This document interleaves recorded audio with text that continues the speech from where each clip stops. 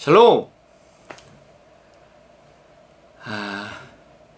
우리가 죽음에 대한 이야기를 하고 있습니다.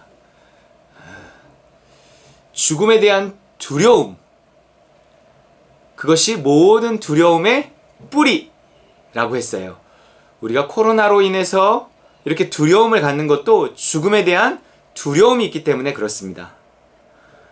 이 죽음에 대한 두려움의 문제를 해결해 주시려고 예수님께서 오셨다 그랬어요. 그런데 죽음에 대한 두려움이 왜 생기는가 이렇게 보면 죽음 이후가 두렵기 때문에 그렇다 그랬어요. 죽음 이후에 지옥이 있을 것 같은 거예요. 그래서 죽음이 두려운 거예요. 그런데 지옥이란 뭘까요? 지옥은 하나님이 없는 곳이에요. 사람은 언제 행복을 느끼냐면 하나님과 같이 있을 때 행복을 느껴요. 하나님이 그렇게 만들어 놓으셨어요. 하나님이 인간을 창조하실 때 하나님과 함께 있어야만 정상적인 인간일 수 있도록 창조해 놓으셨는데, 인간이 죄를 짓고 하나님에게서 멀어짐으로 말미암아 마치 놀이동산에서 엄마 아빠 손을 놓친 아이처럼 처음에는 막 울면서 엄마 아빠를 찾았는데 나중에 울다 보니까 내가 왜 울고 있는지를 잊어버렸어. 누군가 와갖고 너 왜 우니? 이렇게 물었는데 얘는 까먹었어. 그렇다고 얘가 방긋방긋 웃나요? 아니에요. 뭔지는 모르겠지만 계속 마음이 불안한 거예요.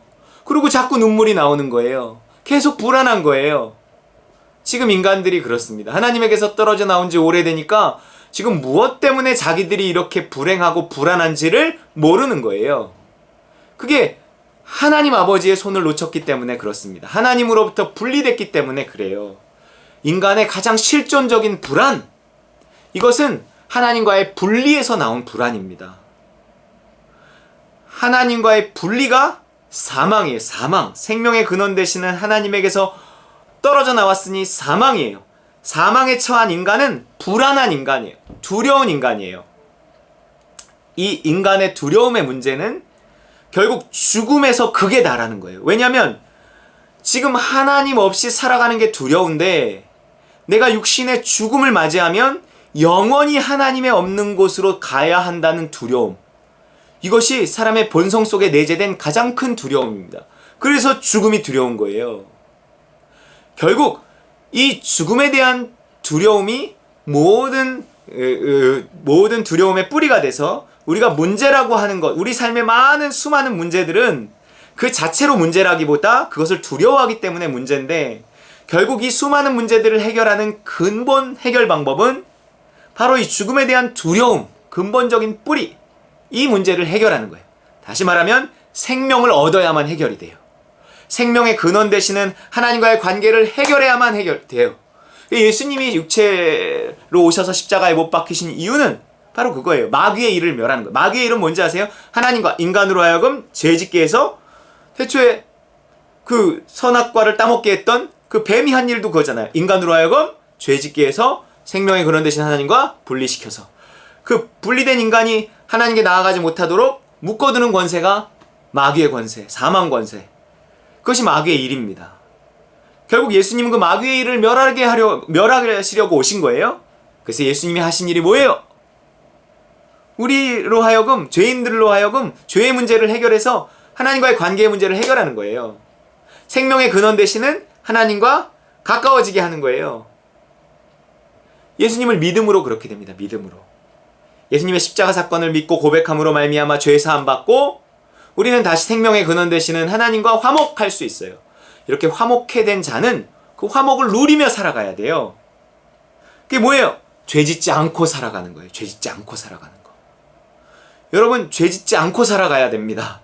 죄를 이기면서 살아가야 돼요.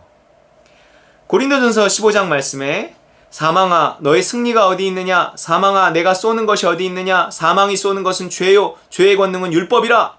사망이 쏘는 것은 죄예요. 여러분 자꾸 죄를 짓잖아요? 그러면 점점 사망이 찾아와요. 생명의 근원 되신 하나님께 가까이 가야 되는데 그 생명에게서 점점 멀어져요.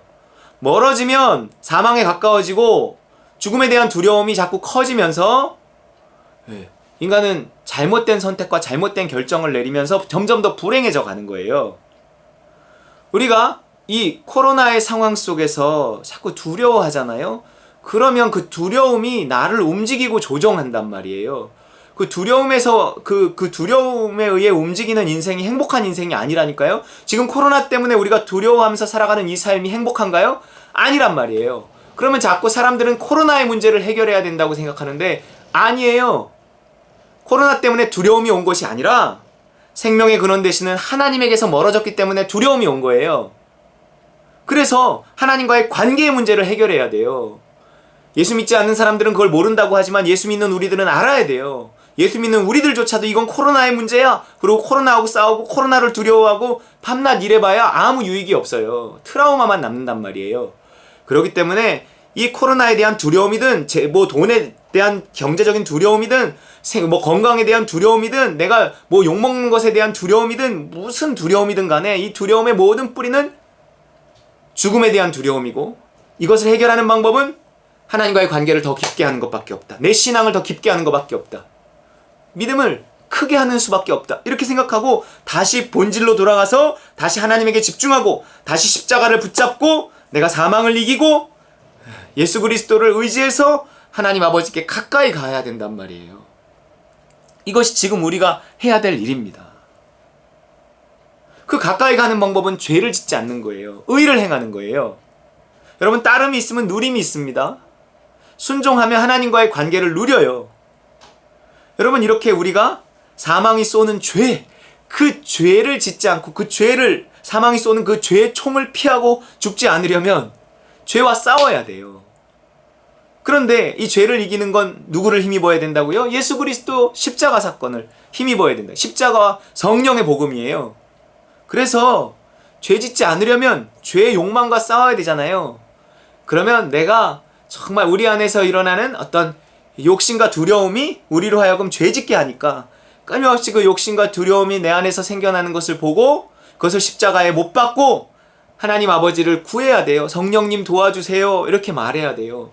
하나님 내가 코로나로 인해서 두려워해요. 두려움이 나를 자꾸 움직이려고 해요. 하나님 내가 두려움에서 의해서 조정되지 않게 도와주세요. 하나님이 두려워하는 나를 십자가에 못 박습니다. 두려움에 조정되는 나를 십자가에 못 박습니다. 하나님 나에게 담대함을 주세요. 믿음을 주세요. 성령 충만을 주세요. 끊임없이 이렇게 기도하며 하나님 아버지를 붙들어야 돼요. 그런데 또 하나 잘 보시면 그 죄의 권능은 율법이다 하는 말이 있어요. 죄의 권능은 율법이라는 것은 뭐냐면 율법, 고정관념을 말해요. 성경에 나온 꼭 율법을 말하는 것뿐만 아니라 이게 옳고 그름이 딱 정해져 있는 거예요. 옳고 그름이 정해져 있잖아요. 그러면 그 옳고 그름이 정해진 것에 내가 못 미치면 자꾸 죄책감이 이렇게 든단 말이에요. 그래서 죄를 짓지 않으려면 죄와 싸우는 것도 필요하지만 이 율법을 없애는 것이 필요합니다. 이 죄의 권능이 율법이기 때문에 율법이 어떤 것이 죄고 어떤 것이 의다 하는 것을 딱 고정해 놓으면 나는 내 수준이 있기 때문에 내가 아무리 기도해도 미치지 못하는 어떤 의의 수준이 있어요. 도망치지 못한 어떤 죄가 있단 말이에요. 그러면 끊임없이 나는 이 죄책감에 시달릴 수밖에 없어요. 내 눈높이에 맞춰서 못 살아간단 말이에요. 하나님은 지금 나에게 내 눈높이에 맞춰서 옳고 그름을 말씀해주고 싶어 하는데 내가 딱 고정관념, 이 율법이 있으면 또 교회를 오래 다니면 이게 더 많아져요. 나이가 들면 들수록 이 옳고 그름에 대한 고정관념이 커져요. 그렇기 때문에 지금 우리가 이 죄로부터 자유롭기 위해서는 죄와 씨름하고 죄와 싸우면서 하나님께 기도하는 것도 필요하지만 아무리 기도해도 되지 않는 그렇게 이기지 못하는 그런 어떤 우리의 한계가 있단 말이에요. 우리 수준에서, 우리 믿음의 수준에서의 한계가 있단 말이에요. 그렇기 때문에 내 수준에서 누리는 그 좀 자유가 있어야 돼요. 행복이 있어야 돼요. 그러기 위해서는 여러분 율법을 깨트려야 합니다. 여러분 우리가 알고 있는 모든 고정관념을 십자가에 못 박아 버려야 돼요. 죄의 권능이 율법이에요. 그래서 내가 알고 있는 내가 삶을 살아오면서 가지고 있던 쌓여있던 교회를 오래 다니면 다닐수록 쌓이게 되는 그 옳고 그름에 대한 그 고정관념, 그 율법을 깨트리고 십자가에 못 박고 성령의 인도하심이라는 새로운 법, 죄와 사망의 법에서 벗어나고 생명의 성령의 법으로 우리가 나아가야 됩니다. 그래서 영적인 삶을 살아야 된다, 성령의 인도하심을 받아야 된다, 믿음을 따라 살아야 된다, 그게 다 그런 얘기예요. 여러분, 죄로부터 벗어나기 위해서는 이 죄와 씨름하고 기도하는 것도 필요하지만 도대체 죄를 정의하는 것이 뭐냐? 그러면 내가 알고 있는 거 율법이더라 하는 거예요. 그렇기 때문에 내가 알고 있는 모든 고정관념을 날마다 내려놓고 그 고정관념과 싸우고 순수하게 내 수준에서 인도하시는 성령의 인도하심, 그 선악의 판단을 내가 따라서 살아갈 필요가 있는 거예요. 갈라디아서 5장 18절 읽고 마치겠습니다. 너희가 만일 성령의 인도하시는 바가 되면 율법 아래에 있지 아니하리라. 그래서 영적인 삶, 성령의 인도하심을 받는 삶이 죄를 이기는 삶, 사망의 두려움을 이기는 삶을 위해 반드시 필요한 겁니다. 이에 대한 이야기는 이어나가겠습니다. 오늘도 믿음으로 승리하시는 저와 여러분 되시기를 주의 이름으로 축원합니다.